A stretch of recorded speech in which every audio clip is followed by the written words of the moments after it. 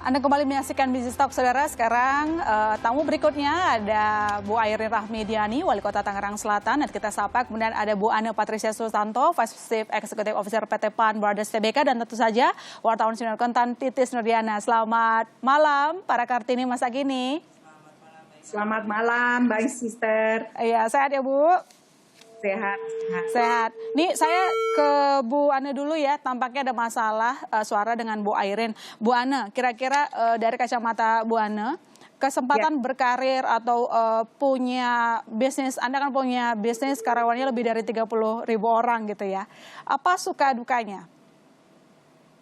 Suka dukanya adalah pada saat saya join PT Pan Brothers, saya waktu itu masih berumur 24 tahun. Jadi baru menikah, belum mempunyai anak, tapi yang kita manage adalah orang-orang yang cukup senior, sudah berumur, dan bagaimana kita menempatkan diri sebagai seorang eksekutif di muda ya, wanita di perusahaan yang waktu itu penuh dengan karyawan-karyawati yang pada saat itu memang majority sudah perempuan, karena labor intensive industry garment ini rata-rata didominasi perempuan. Jadi bagaimana kita menempatkan posisi sebagai seorang wanita di antara para wanita sebenarnya kalau PT Brothers ya. Jadi memang interesting. So throughout the years, kita ini tahun ini saya adalah tahun ke-24 di PT Pan Brothers. Saya akhirnya memposisikan kita sebagai sister, sebagai saudara, juga sebagai ibu bagi mereka yang masih muda-muda sekarang, dan bagaimana mungkin pada saat itu di 24 tahun yang lalu saya menempatkan sebagai seorang anak pada saat memimpin semua orang yang lebih tua dari saya, baik laki-laki maupun perempuan. Memang ke arah humanity dan kekeluargaan, walaupun ini bukan bisnis keluarga. Iya, walaupun bukan bisnis keluarga, tapi yang jelas kalau kami lihat tangan kanan Bu Ane sudah membuat Pan Brothers cukup besar, Bu. Ekspornya kemana-mana dan merek-merek terkenal juga dipegang sama Pan Brothers gitu. Saya ke Bu Airin. Bu Airin, selamat malam. Ya, selamat malam, Mbak. Sehat, Bu? Ya, alhamdulillah. Mohon maaf terlambat. Iya, nggak apa-apa, Bu. Tadi ada masalah teknis. Bu Airin, yang namanya untuk menumbuhkan ekonomi, peran pemerintah pusat memang nggak cukup. Jadi kita butuh peran pemerintah daerah. Nah, Bu Airin di Tangerang Selatan, kira-kira apa gebrakan dari Bu Airin sebagai perempuan tentu saja ya, di mana dominasinya kan para pria ya yang memimpin, menjadi pemimpin gitu. Gimana, Bu? Ya, yang pasti dengan kejadian pandemi COVID-19 ini banyak belajar, dan mari kita yakini ini sebagai sebuah ujian yang pasti ada hikmahnya. Jadi di satu sisi bagaimana terpuruknya para pelaku UKM dan UMKM. Jadi kalau 98 malah kejadiannya UKM-UMKM yang kuat. Tapi kalau sekarang ini semuanya pasti terdampak. Ada yang tidak terdampak ya kayaknya semuanya terdampak gitu, Mbak.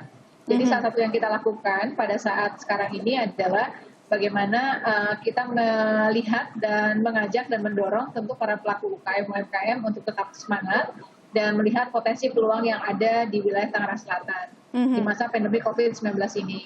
Di mana karena Tangsel 70% wilayah perumahan pemukiman, perdagangan jasa menjadi skala prioritas.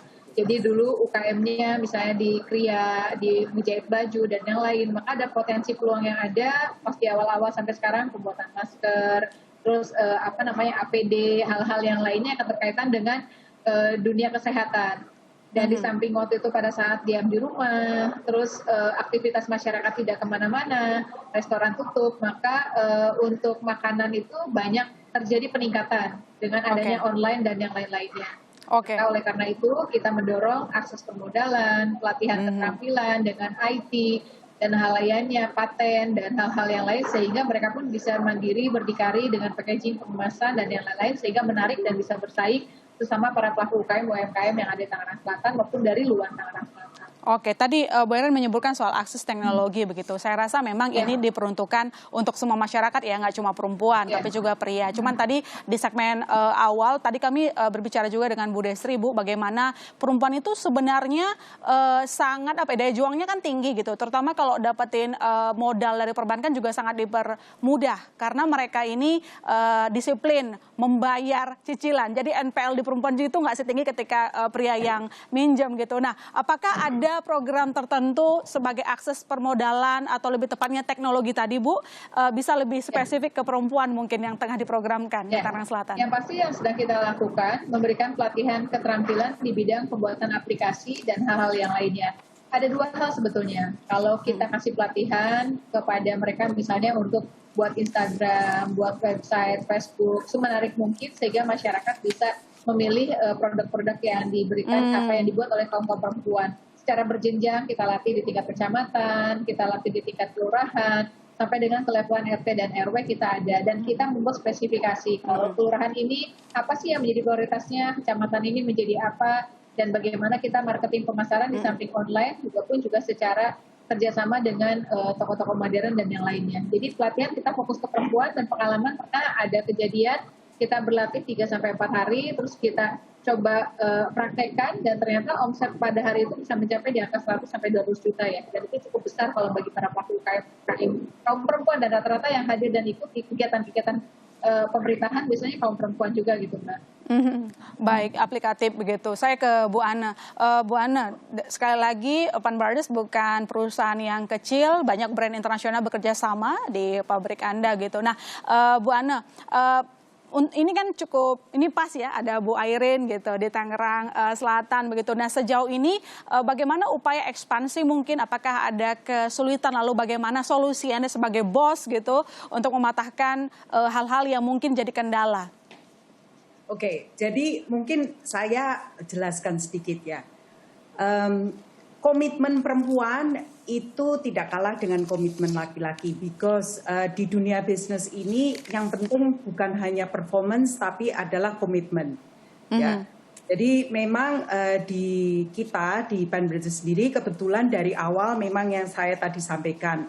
Pada saat kita masuk, Pen Bridges itu masih sangat kecil. Kita listed company, jadi saya bisa sampaikan bahwa pada saat itu kurang lebih sales kita per tahun hanya 12 juta US dollar, itu di tahun 97. Tapi recently di tahun 2020 ini kita kurang lebih antara sekitar 700 juta US dollar per tahun lalu. Nah, komitmen ini bukan hanya komitmen seorang Ane, tapi adalah komitmen seluruh PT Pen Brothers, TBK dan grup. Dan kita memang, Bu Airin, kita ada di Banten, kebetulan kita cikal bakalnya adalah di kota Tangerang, tapi kita juga ada di Serang, di Jawa Barat sendiri kita ada di Tasikmalaya dan Bandung, kalau di Jawa Tengah kita ada di Boyolali dan macam-macam. Jadi semua adalah konsep dari Pen Brothers adalah labor intensif. Seiring waktu, perlu kita jelaskan bahwa komitmen ini merupakan komitmen as a team. Tim itu adalah yin and yang antara perempuan dan laki-laki. Di mata kita, gender equality is not just for women, but gender equality is for men too. Karena sekali lagi dulu kita awalnya 90% perempuan, sekarang kita malah gender equality kita 63% perempuan, 37% adalah laki-laki. Why? Because we believe on both.